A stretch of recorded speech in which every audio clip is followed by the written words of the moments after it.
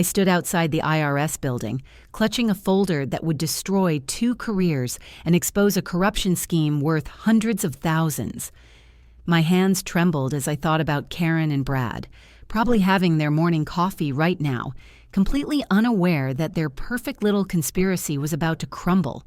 They thought they'd silenced me with fake HR complaints and systematic harassment, but they had no idea I'd been watching them. My name is Jessica Walsh, and at 29, I thought I had everything figured out. 3 years at Pinnacle Solutions had taught me the rules: work hard, deliver results, and success would follow. I was their second highest revenue generator, with performance reviews that read like love letters from management. The promotion to senior sales director wasn't just a dream, it was practically guaranteed. Then I closed the deal that changed everything. The client was massive, $200,000 massive. I'd spent 4 months nurturing this relationship, understanding their needs, crafting the perfect solution. When they finally signed, I actually did a little victory dance in my office. Pathetic? Maybe. But this was my golden ticket to the corner office. Brad Morrison watched me celebrate from across the bullpen. Our regional manager had always been intense. 35 years old with the kind of smile that never quite reached his eyes. I'd noticed him paying attention to my bigger deals lately, but I figured he was just keeping tabs on his top performers. Makes sense, right? The first incident happened 3 days after my celebration. I walked into my office to find 17 missed calls from my new $200,000 client. Apparently, someone had sent them completely wrong specifications for their order, the kind of wrong that suggested we'd never actually listened to their requirements. "Must be a miscommunication," Brad said when I confronted him about it. His assistant had sent the email from our system. "These things happen, Jessica. Don't take it so personally." But here's the weird part. I'd specifically briefed his team on the correct specifications. Twice. The client was furious. Understandably so. I spent 6 hours on damage control, eventually convincing them we weren't completely incompetent. The contract survived, barely. I chalked it up to corporate chaos and moved on. Then my other prospects started going cold. Companies that had been eager to meet suddenly stopped returning calls. Deals that were practically closed evaporated overnight. I'd built relationships with these people over months, and now they acted like I had some contagious disease. Well, turns out I did have a disease. It was called Brad Morrison. The rumors started small.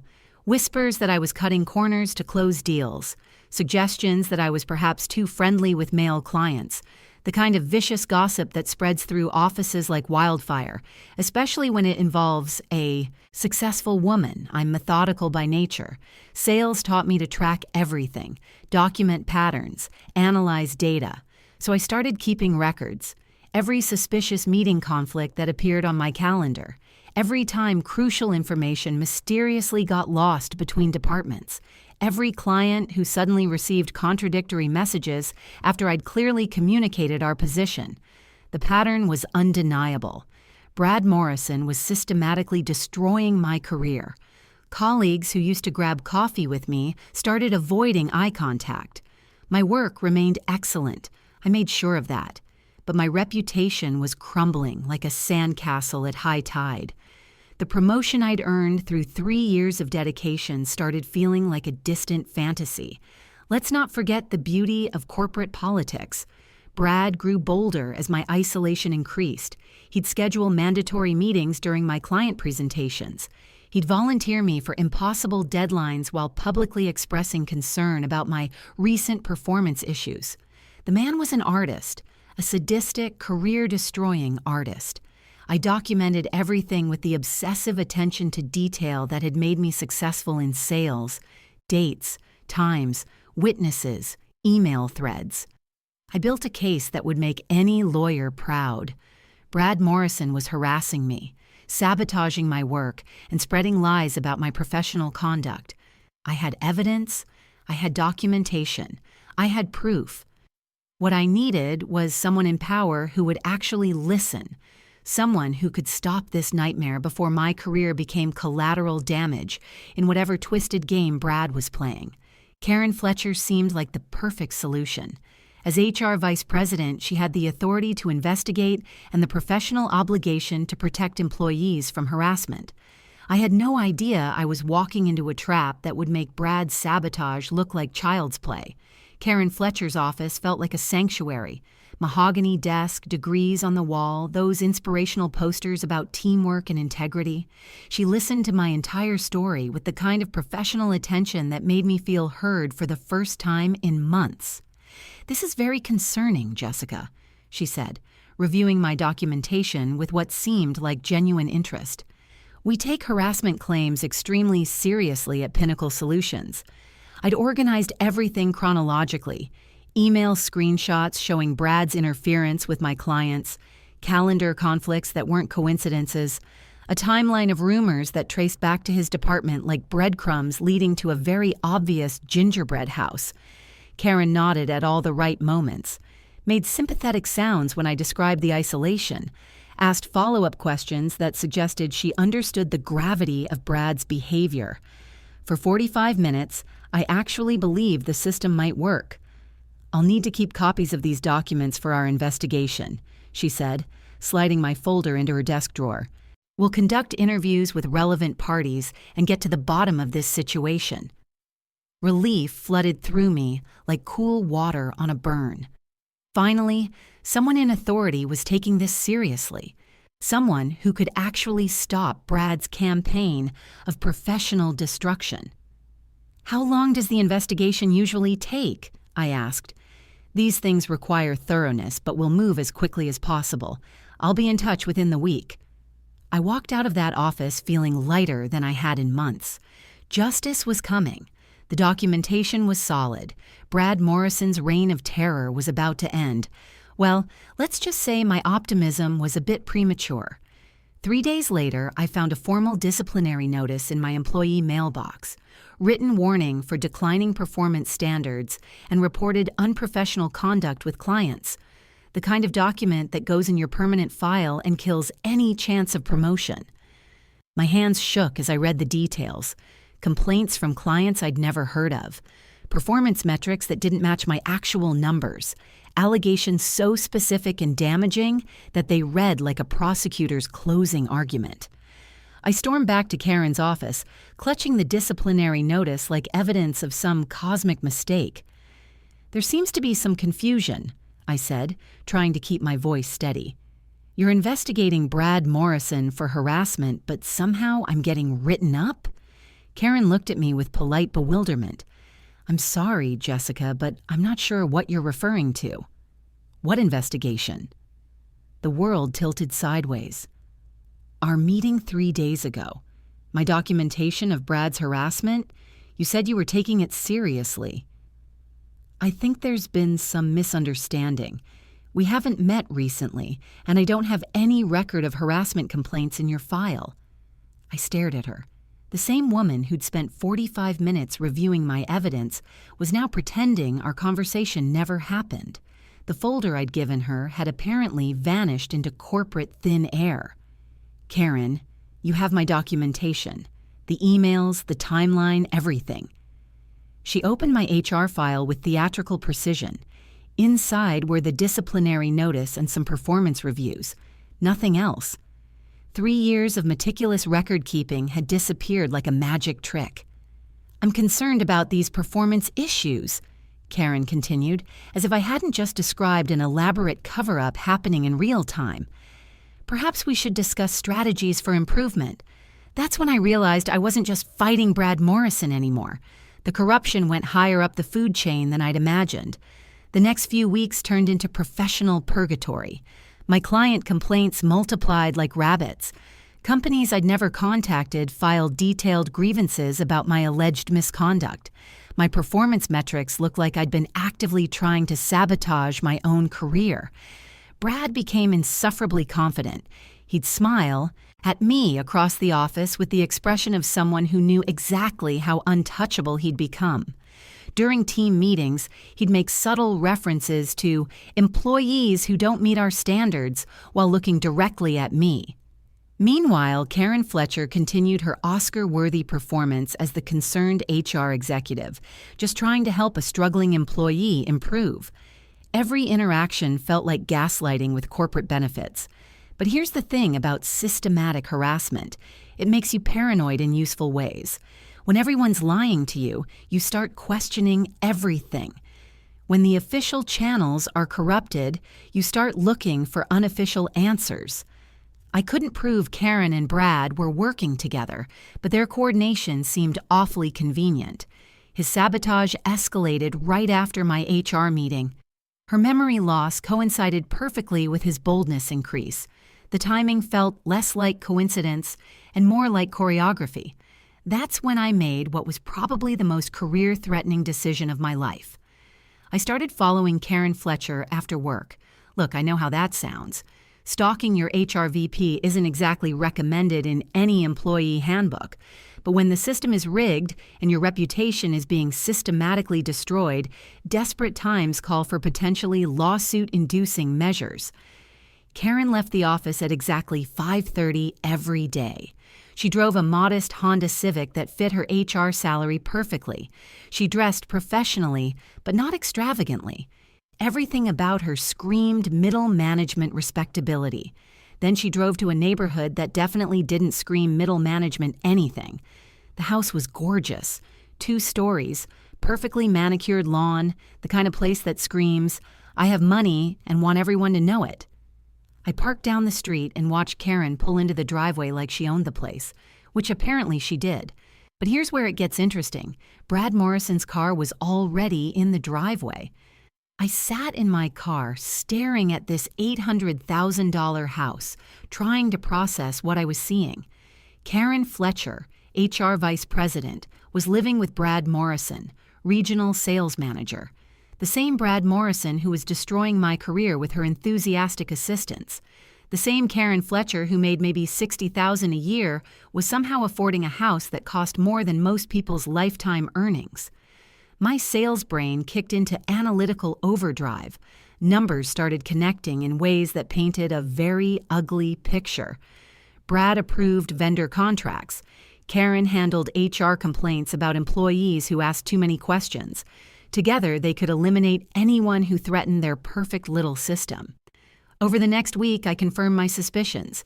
Same house, same cars, same cozy domestic arrangement. I also started researching property records, cross-referencing vendor lists, and following money trails with the obsessive attention to detail that had made me successful in sales. What I found was bigger than harassment. What I found was organized fraud that had been running for years, with my career destruction being just the latest chapter in a very profitable story. But I still needed proof that would stand up in court. The kind of evidence that couldn't disappear into Karen's desk drawer or get lost in convenient memory lapses. The hunt for that evidence would require taking risks that made following Karen look like a harmless hobby. Building a fraud case while maintaining your day job is like juggling flaming torches while riding a unicycle. One wrong move and everything burns down around you. But I had something Brad and Karen didn't expect. A sales background that taught me how to investigate like a bloodhound with a Harvard MBA. I started with public records. Amazing what you can find when you know where to look. That gorgeous house Karen lived in? Purchased 2 years ago for $750,000. Her salary couldn't cover the down payment, let alone the monthly mortgage. Brad's financial picture looked equally suspicious. Then I dug into vendor contracts. Brad had approved 17 major vendor agreements in the past 18 months. Nothing unusual there, until I cross-referenced those companies with state business registrations. 3 of them listed the same address. 2 had identical phone numbers. 1 didn't seem to exist at all beyond a P.O. box and a website that looked like it was built by someone's nephew in 2003. The pattern became clearer with every invoice I examined. Inflated prices for basic services, contractors billing premium rates for work that should cost half the amount, payment approvals that bypass normal review processes because Brad vouched for these trusted partners, But here's where it gets really ugly. I started researching former employees who'd left Pinnacle Solutions under mysterious circumstances. 6 people in 2 years had been terminated for performance issues or cultural misalignment. 6 people who'd all worked closely with vendor relationships or budget oversight. I reached out to 3 of them. Coffee meetings, casual conversations. What I heard made my stomach turn. Sarah Martinez had questioned why our cleaning service was charging twice the industry standard. 2 weeks later, she was written up for creating a hostile work environment. A month after that, she was gone. Mike Chen had noticed discrepancies in our IT contracts.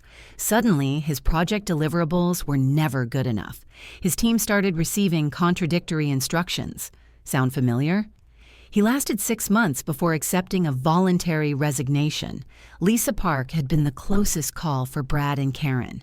She'd actually started building a case about procurement irregularities. Then someone filed an anonymous complaint claiming she was stealing office supplies. Her desk was searched. Her computer was confiscated. She was terminated for theft of company property based on evidence that mysteriously appeared in her personal bag. The genius of their system was elegant in its simplicity. Brad skimmed money through fraudulent vendor contracts. Karen eliminated anyone who asked inconvenient questions. Together, they'd created a perfect crime that had been running for years. I needed them to confess. On record. I requested a meeting with both of them, playing the role of defeated employee ready to surrender. The performance required Academy Award-level acting skills, but desperation makes you surprisingly creative.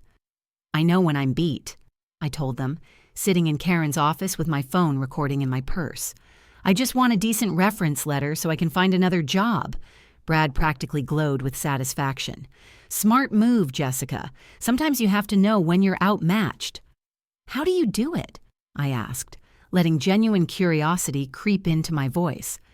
I mean, managing difficult employees must be exhausting. Karen laughed. Actually laughed. You learn to identify problem employees early. People who don't understand how business really works. Like asking too many questions about vendor relationships, I suggested innocently. Exactly, Brad said. Some people don't appreciate the nuances of partner management. They see irregularities where experienced managers see efficiency.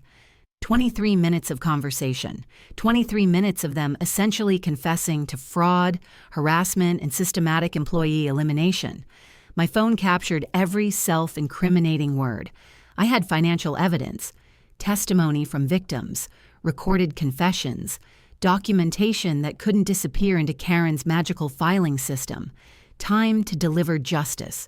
I created 5 copies of everything: bank safety deposit box, cloud storage, trusted friend's house, my lawyer's office, my sister's apartment in another state. Brad and Karen had taught me never to trust a single point of failure. The IRS whistleblower complaint filled 47 pages. The board of directors received a parallel investigation request with identical evidence. I submitted both simultaneously, making it impossible for Karen to intercept or suppress either report. 3 days later, Brad and Karen were suspended pending investigation. 2 weeks after that, they were arrested for fraud and tax evasion. The company offered me reinstatement with back pay, a formal apology, and that promotion I'd earned through blood, sweat, and detective work. The IRS rewarded me with 15% of the recovered funds, enough to buy my own house in Karen's fancy neighborhood. But the best part? Watching their smug confidence crumble into orange jumpsuits and court dates. Sometimes the system works. You just have to know how to work it back. The IRS investigation moved faster than I expected. Turns out, financial fraud gets their attention like blood in shark-infested waters. Within 6 weeks, Brad and Karen's entire scheme unraveled with the precision of a Swiss watch. The forensic accountants found everything I'd suspected and more.